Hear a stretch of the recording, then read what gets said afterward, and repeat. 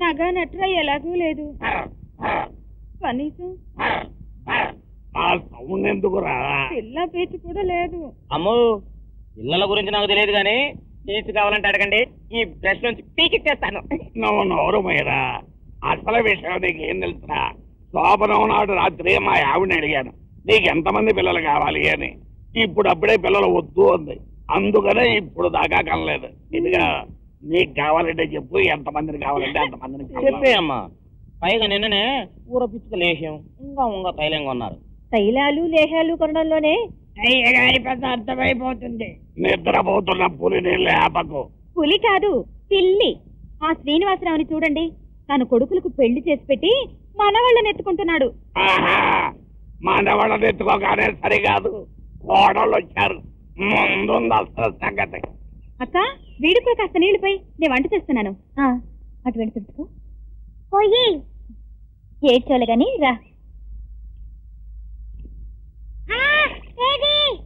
వేడా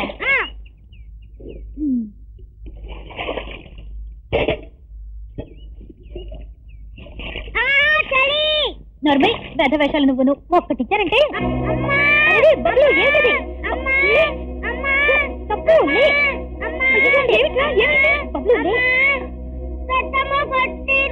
ఏమిట్రా వెధ అబద్ధాలు నువ్వును? నేనెప్పుడు కొట్టాను? నీళ్ళు పోస్తే వేడిగా ఉన్నాయన్నాడు, చన్నీళ్ళు పోస్తే చల్లగా ఉన్నాయన్నాడు.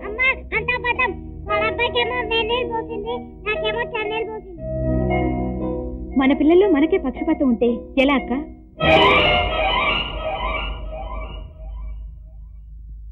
ఫ్రిడ్జ్ తీయద్దే, మందులున్నాయి. వాటర్ బాటిల్ కావాలి బాబాయ్. చెప్పాను తీయద్దని, వదిలేదు. ఇవన్నీ కాస్ట్లీ మందు, ఎవరికి ఇస్తారు ఇవన్నీ? పిల్లలు కోతులాగా తయారయ్యారు. అసలు భయం భక్తి లేకుండా పోతుంది. ఏమిటమ్మా, ఏమైంది? పొద్దున్న నీ బిడ్డనేదో అన్నానని ఇప్పుడు నా బిడ్డ మీద చేసుకుంటావా? ఫస్ట్ పసిపిల్లల మీద తీసుకోకూడదయ్యా. ఇందాక చన్నీళ్ళొద్దనందుకు కొట్టడం మంచి పద్ధతిను, మందులు పగలగొట్టినందుకు కొట్టడం దారుణమును. ఎంత తెలివిగా మాట్లాడుతున్నారండి మీ వదిన గారు.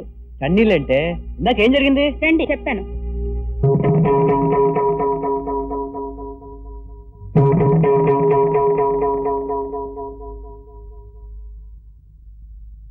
ఏమైంది? పాపకి జ్వరం వచ్చిందండి. జ్వరమా? అరే, జ్వరం ఎక్కువగా ఉంది. నువ్వేమైనా కొట్టావా? పిల్లల్ని కొట్టడమే నా పనే. మరైతే ఏమైంది? ఇదేవి జ్వరం వచ్చిందిరా, ఏదైనా టాబ్లెట్ ఉంటే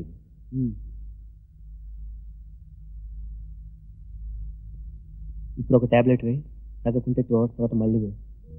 పిల్లలు ఏమైనా అల్లరి చేస్తే చూసి చూడట్టు పోవాలి, కానీ చేయి చేసుకుంటే ఎలా?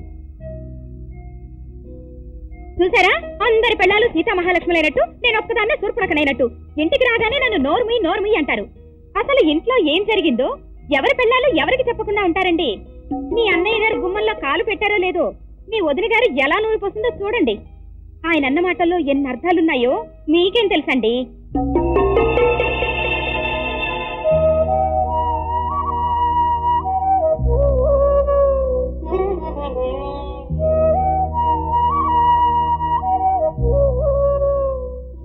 ఏమిటి సావిత్రి, ఏం జరిగింది? ఇల్లంతా అదోలా ఉంది. అబ్బే ఏం లేదండి, అంతా బానే ఉంది. నువ్వు దాచేది నిజమైతే పర్వాలేదు, కానీ నిప్పైతే ప్రమాదం, అంటుకుంటుంది. నానమ్మ పిన్ని వాళ్ళు సినిమాకి వెళ్తున్నారు, మేము కూడా వెళ్ళవా? అలాగేనమ్మా. అక్క, మేము బయటకు వెళ్తున్నాం. పుష్ప, ఈ చీర చాలా బాగుంది. అవునక్క, ఈ చీర సింగపూర్ నుంచి మా అన్నయ్య తెప్పించాడు. అరే, ఈ నెక్లెస్ కూడా చాలా బాగుంది. అవునక్క, అన్ని డైమండ్సే, లేటెస్ట్ మోడల్. ఇది సింగపూర్ నుంచి తెప్పించాడు. అలాగా అక్క, సెంటు వాసన వస్తుందా? వస్తుందమ్మా, చాలా బాగా వస్తుంది. ఇది పాయిజన్ అని ఫారిన్ సెంటు. దీని రేట్ ఎంతో తెలుసా? 1600.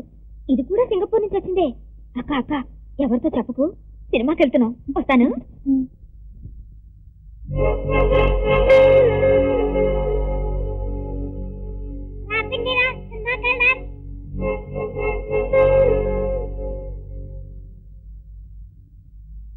గౌతమి, ఏమిటి ఎలా ఉన్నావు? ఎలా ఉన్నాను? ఏదో డల్ గా ఉంటేను. డల్ గా ఉండక హుషారుగా ఉండటానికి నా మెడలో డైమండ్ నెక్లెస్ లేదు, నా ఒంటి మీద సింగపూర్ చీర లేదు, దాని మీద సింగపూర్ సెంటు లేదు. ఏమిటమ్మా ఏమైంది? ఎవరైనా ఏమన్నా అన్నారా? ఎవరూ ఏమీ అనక్కర్లేదండి. ఒకరి ముందు మరొకరిని పొగిడితే ఏమిటి అర్థం? ఏ అర్థమైనా మన అర్థం చేసుకోవడం మీద ఆధారపడి ఉంటుంది. ఏంటమ్మా ఏమైంది? గౌతమి ఏమైంది?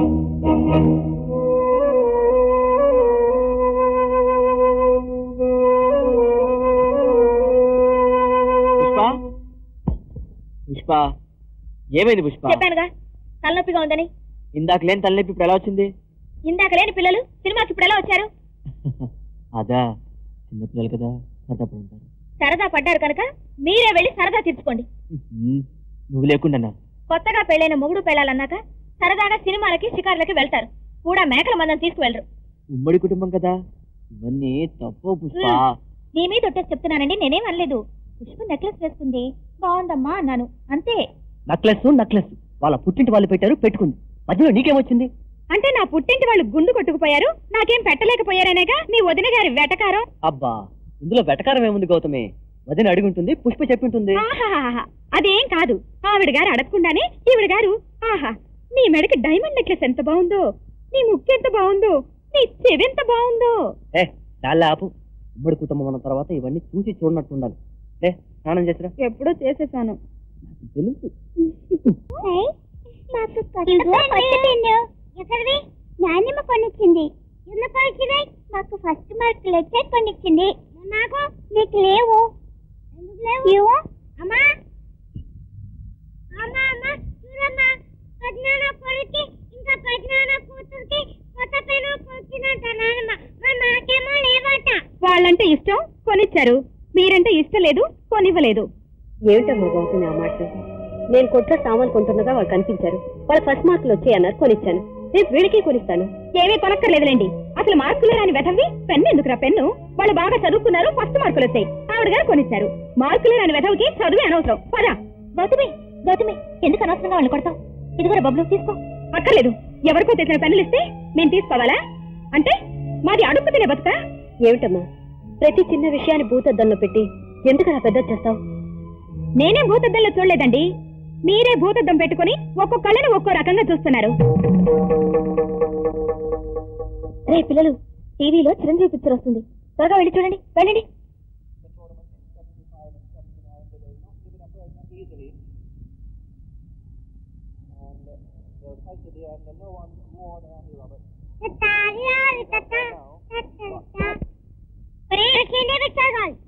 మార్చావంటే తంత స్పోర్ట్స్ కావాలి.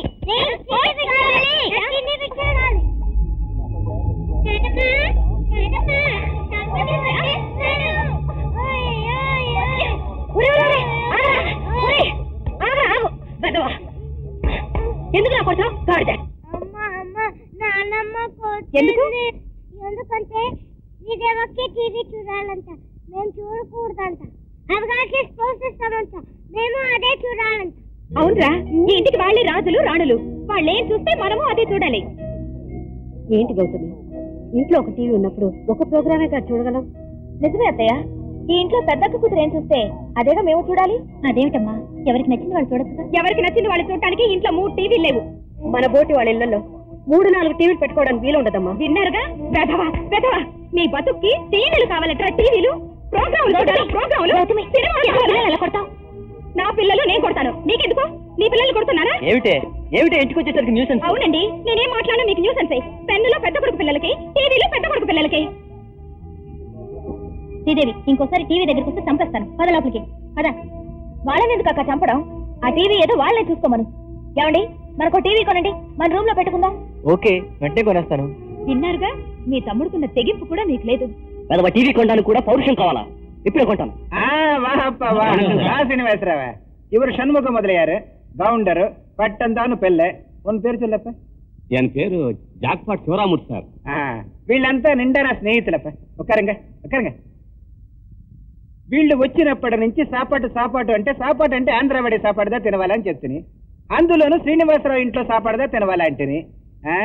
ఉదయం నుంచి టిఫిన్ కూడా తినకుండా కట్ట కట్ట కట్ట కట్ట పెట్టుకుని ఉంటారా పా పొట్టలు. ఈ దినం వాడిన ఫుడ్తో నువ్వు కొట్టవాలా కొడుతావా? మొదలయ్యారు గారు అదేం మాట, మీరు రావాలే గాని భోజనానికి ఏం లోటు?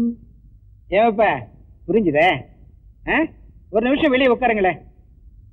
అమ్మా చిన్న విషయం, అర్జెంట్ 2 లక్షల క్యాష్ కావాలప్ప. దానికే ఉందండి, 2 లక్షలు ఇవాళ పేమెంట్ కూడా ఉంది కదా. సూర్యం షాప్కి వెళ్ళి 2 లక్షల రూపాయలు క్యాష్ తీసుకుని ఇంటికెళ్ళు. అమ్మతో మొదలయ్య గారు స్నేహితులు భోజనానికి వస్తారని చెప్పు.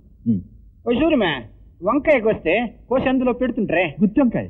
అవును, అది కొంచెం జాస్తి కావాలప్ప, చేస్తారా? అలాగే, సరిగ్గా 1 గంటకు వస్తామని చెప్పు. అలాగే నాన్న. పుణ్యకోటి గారు, మొదలయ్య గారికి ఇవ్వాల్సిన పేమెంట్ తరకు డబ్బేది? అందులో ఒక 50 తగ్గాయి బాబు. ఏ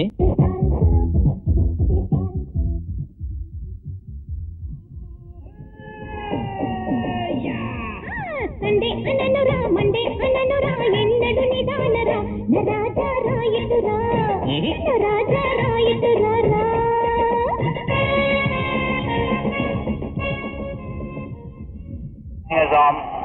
And everybody wants to be in on the act. Well, I saw Patoli there earlier on, and I'll certainly be joining them on the balcony. Another hanger-on. What a great day for India. Hari! Kumar! Hari!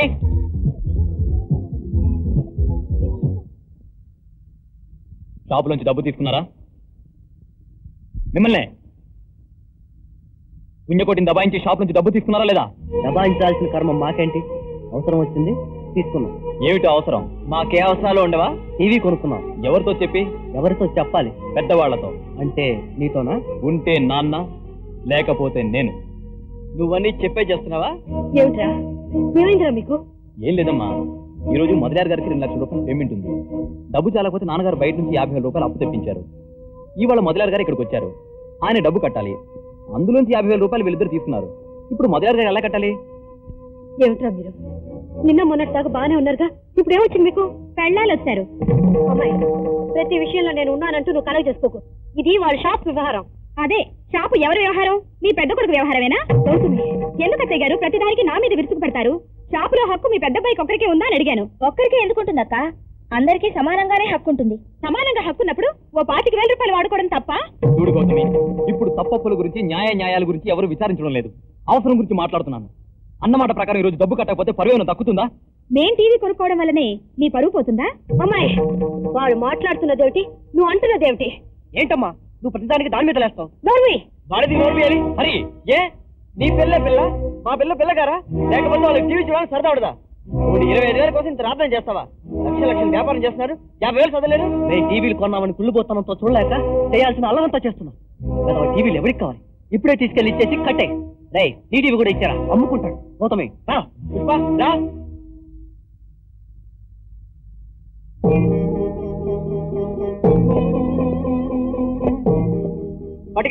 పట్టుకెళ్ళి అమ్ముకున్న డబ్బు తీసుకెళ్ళి కట్టేరా. పట్టుకెళ్ళరా. ఎందుకండి గదిలేనట్టు తెచ్చి టీవీలు తిరిగి ఇవ్వడం? ఈ నెక్లెస్ తీసుకెళ్ళి అమ్మి డబ్బు తెచ్చుకోమనండి. నా గాజులు కూడా తీసుకెళ్లి డబ్బు తెచ్చుకోమనండి. పరువు అంట పరువు, వీడికొక్కడిగా ఉంది పెద్ద పరువు. శ్రీనివాసరావు గారికి వీడు ఒక్కడే పుట్టాడు, మేము ఎవరూ పుట్టలేదు. రేయ్, ఏం కూసావురా? వాడి కొట్టావండి. నోరెత్తావంటే నిన్ను కూడా కొడతాను. కొట్టు.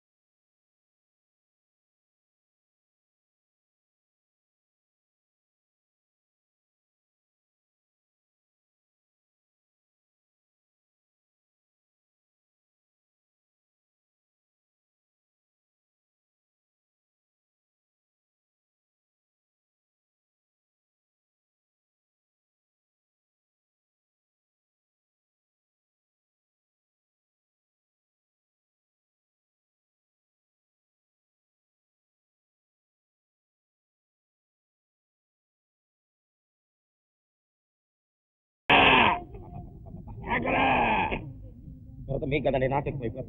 ఎక్కడికి వచ్చావురా?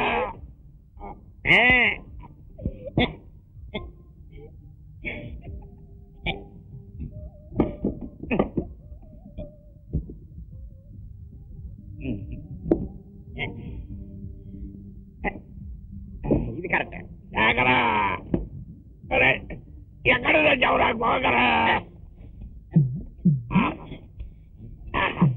ఎంత మెత్తగా ఉందరా, ఎంత ఫ్రెష్ గా ఉందరా. అందండి. ఒరే బాత్రూమ్ లో బ్రష్ పెట్టాను, నువ్వేమని చూసావా? ఏనండి నువ్వు వెళ్ళాకే మాయమైంది. ఇదండి. ఇదే లెట్రిన్ కడిగి అక్కడ పెట్టాను, ఇంకో లెట్రిన్ కడగాలి. లడ్డలు కడిగే బ్రష్ తీసుకొచ్చి నా వీపు పోగుతున్నావా? మీకు ఇదే కరెక్ట్ అండి.